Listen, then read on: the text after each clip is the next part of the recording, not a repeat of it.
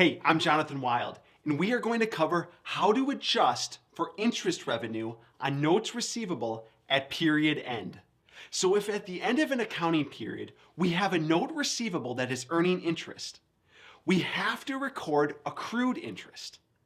Accrued interest is interest we have earned for lending money, but has not yet been recorded or received in cash.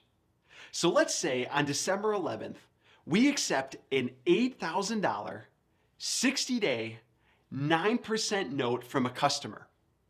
Now on December 31st, we have to record the interest accrued on this note.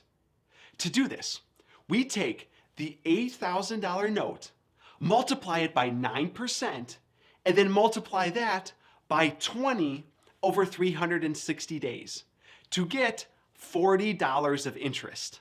The 20 days comes from the amount of time between December 11th, when we accepted the note, and December 31st, the end of the accounting period.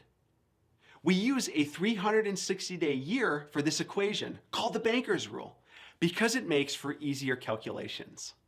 Now, to record our adjusting entry to recognize this accrued interest, we debit interest receivable for $40 and credit interest revenue for $40. We debit interest receivable because we are due to receive that interest from the customer, and credit interest revenue for $40 because we have now earned that interest over the 20 days we have held that note.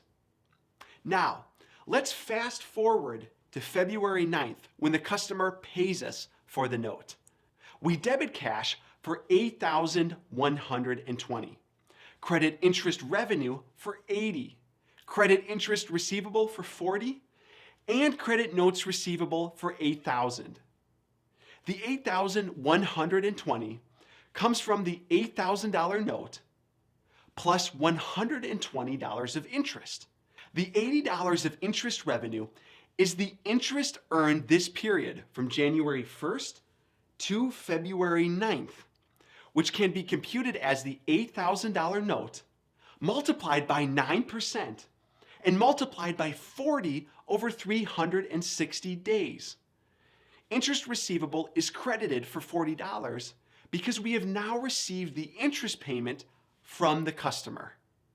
Remember, we initially recorded the interest receivable of $40 on December 31st to recognize the interest earned but not yet received.